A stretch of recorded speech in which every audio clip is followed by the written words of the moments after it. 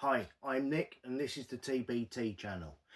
In this video we're going to look at how to take apart the HW99 or HW50 and how to put it back together again. You will need some screwdrivers, a hammer, a punch and a Bic pen. Okay, oh, and a shortened Allen key. This will become apparent later on. I've already taken the stock off of the gun, simply to save time, save space and not damage it, and put it safely to one side. So now we've got the main part of the gun outside of the stock. The order I'm going to take things apart is the order I think they should be done. If you disagree or have watched somebody who says they disagree, that may be so. But this is the way I do it and it works for me. It will work for you if you're methodical. First, we need to get the punch onto the 2 pins that hold in the trigger cassette at the rear. Now I'm using brass because I have brass punches. You can use steel ones. It won't, as long as you're careful, it won't matter. Now that's gone loose there. So what I've done is I've put my finger underneath the safety catch. Okay, that's to stop it falling out. Removed that. One pin's already just fallen out. That's how easy that one came out. They can be tougher than that. Put him over to one side. So the rear of the trigger is spring loaded. So that's hopping up there. Okay, I've let it do it. Now I'm pulling out the safety catch and it's got the tiny little safety catch spring on top. This is the most commonly lost piece of this gun. They can be replaced with a small spring out of a biro if you're in a pinch, although you can get spares off of Chambers gun spares, nibs and places like that. So the safety catch and the safety catch spring go over there. That isn't what we want the Bic pen for. I expect you're wondering why we want the Bic pen, but we'll get round to that. So one pin's already come out. Take the second pin out and there we have the trigger unit. Okay, all in one piece. There will be another video just on this trigger, okay, on how to adjust it, not to tune it. I don't take it apart. I leave that to Andy Blackmax, my guy who does my triggers for me. But if you just want to adjust the trigger, I will be doing a separate video on that. Please like, subscribe, hit notifications and you'll find out, you'll be told when that's done, but it will be soon. So trigger to one side. Now we have got 4 little tiles, little metal square pieces that are still holding everything in place back there. So we need to take those out, and that's where our small Allen key comes in. This has been shortened so it can fit inside of there, and what we use that for is to, well, there's another word for it, is to finagle. Okay, we're finagling, pushing from the inside. This is a new finagling tool for me. I've had the same one for many years. I couldn't find it before doing this video. I nearly wept, but I've made myself another one, but it's not the same. I'm hoping I find my finagling tool quite soon. So we're pushing the tiles out. Sorry, I'm getting distracted with finagling. One tile there. Oop. Come out, you bugger. These can be quite tough to take out, but once they are out, I've already taken that one out. I'm trying to take the same one out twice. I'm wondering why I can't find it. Well, you might be able to tell I'm suffering with man flu at the moment. So for finagling, sometimes it is necessary to insert the finagling tool, then a screwdriver behind it for extra leverage. Leverage if you're in America, but leverage because that's the real word. There's no such thing as American English. There's English and there's getting things wrong. There you go, half my watchers. Sorry. Right, I'm finagling that tile out there. You can see it's lifting, but it's not wanting to come out. We'll carry on. This is live, unedited, live from East Anglia. Was it Norwich? Sale of the century. Here he goes. Okay, so that is the second tile out. The advantage you have is once you've got the tiles out on one side, you can just pass your finagling tool through that hole directly onto the next one. Get your small tappety hammer, just tap him, he comes out, tap him, he comes out. So the two on the opposite side are far easier. So they go over there. Finagling tool finished with for now. Now all we have is the end plug here in the compression tube that's holding all of that spring tension. Now, if you've never taken the gun apart before, you don't know how much spring tension there's going to be. It's usually not a lot, but it is an unknown quantity. So if you're unsure, use a spring compressor. But what we need to do, if you see here, we've got a small lug that's gone into this recess. It's like a bayonet fitting. Okay, if we put tension upwards to take the spring pressure and then twist this plug just a few degrees that way, that will come out. The small part there will come out of that recess. The lug will come out of the recess, allowing us to take the gun apart. So what I'm going to do is put a small plastic, so it doesn't mar the metalwork, small plastic washer there to apply pressure with. Then I'm getting this. This is my favourite screwdriver. We've been together for many years. It's parallel. I can use it as a punch in extremis. Do you have a favourite screwdriver? I feel uncomfortable if I can't find this. But this is my favourite screwdriver, and this is the one I've always used for this job for nearly 11 years now. So taking the pressure up there, we're putting the point of the screwdriver into that gap, and then we're just twisting it. Okay, that's pushed it out of the recess, and there we go. That's all the spring tension we have on here. And this plug comes out the back. Now then, what we'll do is we're going to leave the spring in there for now, just because it's dirty. But the next thing we want to do is take the barrel off. And the reason we take the barrel off after taking the spring pressure off is because we want to take the barrel off. Oh, sorry, I've still got a dodgy shoulder. There we go. Take the barrel off while it's in the 90 degree position like that, because otherwise you're fighting the spring tension of the spring detent, which makes it more difficult.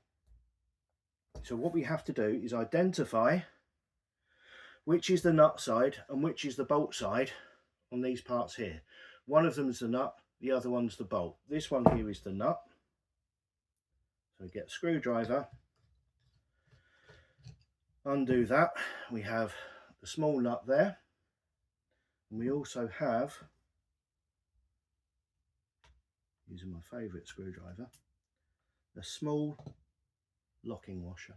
Okay, put those over to one side. Now we turn the gun over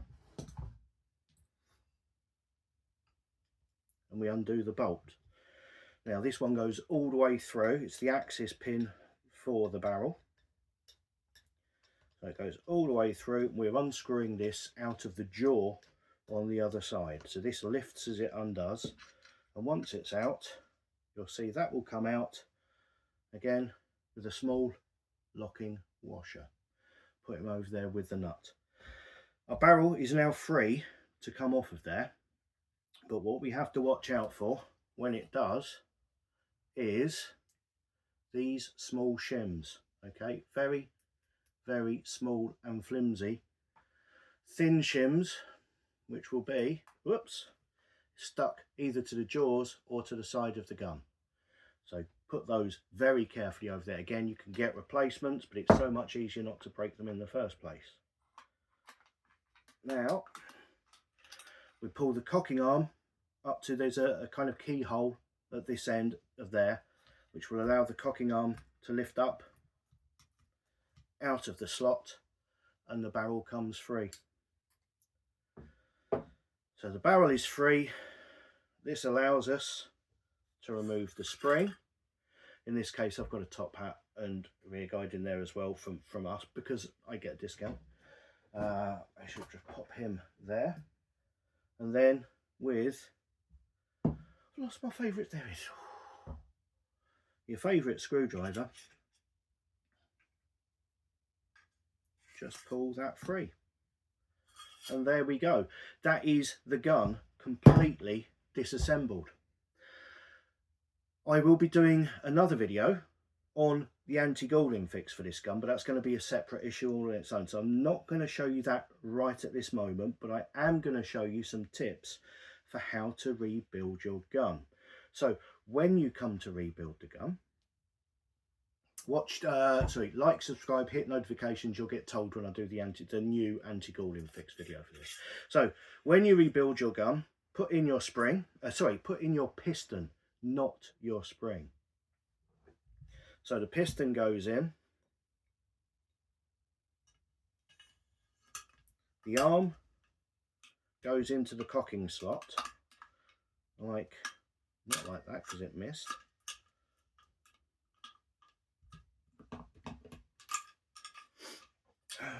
Talk amongst yourselves. There we go, into the cocking slot, and then we're going to line up the hole for that. The reason we're going to do this before we put the spring is, again, it's the spring detent. If you do this while you've got the spring in the gun, you have to try and put the barrel on while the barrel is in the shut position, like that. So you're fighting that little spring. That little spring's tough. So putting the barrel on before you get that far helps. Now this is where your Bic pen comes in, okay? Because we've got these little groovers, our little shims, and we have to position those between the jaw and the actual barrel, but we need to position it centrally without damaging it. So take your Bic pen, remove the lid, throw the pen away. You don't need it. This is what we're after. It is an amazing invention. Use the pointy part of your Bic pen lid to push that into position, and then the round part to put it in the hole and centralize it. It's almost as if they had Weihrauch brake barrels in mind when they did this. So we take our bolt with the little locking washer on there, pop him in there, flip her over, and then the other small shim on this side, what we want to do is just lift it up a small amount, just so that pin can drop down enough to let that through. Then we get our magical Bic biro lid again, push him into position there, and then centralize it with that part, push that up, give that a turny, and that's it. The next tip I'm going to give you is how to correctly tension your barrel. So when you've put your barrel on, if it's not tight enough, you can lose accuracy because the barrel will have movement in it. If it's too tight, you're fighting against it, which isn't good either. So what we've done is we've got that in there, and then we want to find the point where we can just nip that up enough where it will just hold itself under the tension from the bolt. So ever such a small amount more than that, 1/8 of a turn. There we are. So you see, that's wherever it is on that travel, it has just got enough to hold it in position. So once we've done that, we can get our locking nut for the other side, and then the small bolt that goes on it onto there, and we can tighten this one up because that's just tightening down onto the bolt, not onto the jaws. So we've kept the correct tension on there. Then we close that up and put in our spring, the rear plug, and the trigger again. Now I am going to, without fitting the spring because that's an unnecessary complication, I'm just going to pop this back in here and show you how to refit the trigger unit easily. Okay, so I've popped the trigger cassette holder into place, but we've got no spring tension there, but that doesn't matter. So get your trigger unit. First thing you want to do is push down this here. I'm just using a punch. Push that there, and you've actually cocked the trigger. Okay, then we get our safety catch with the spring, and we pop him into position, and we drop that down on top of it all. Okay, and what we want to do first is line up, that's why I've got the white one here, line up the front hole, and the front hole takes the longer of the 2 pins. Line that one up, so that goes through there, and it's now hinging on that one there. So if we push the safety in against the spring there, just the right amount, you'll see the trigger drops into place and the safety stays into place. If I'll take it out again, it won't go back when it's not in the right place. Push it too far, it won't go in. So you just got to, again, we're finagling, aren't we? We are. So you're just pushing that in a small amount just until that drops into place. Keep the tension on there. Get the rear pin, which is the shorter of the pins, and pop that through there, thusly, and that's it. And before you attempt to use the rifle or cock the rifle, pull the trigger, and that's fired it. Okay, so that trigger is now set in place. We haven't lost any of the parts, and we have stripped and rebuilt our HW99 or HW50, depending on where you are. I hope you found this useful. Any questions, put a comment down below, email me or ring me. Keep an eye out for the trigger adjusting video and the degreasing video I'm going to be doing, and proper lubrication video, and also for this model in particular, the anti-galling fix. Thank you very much for watching. I will see you all on the next video. Goodbye.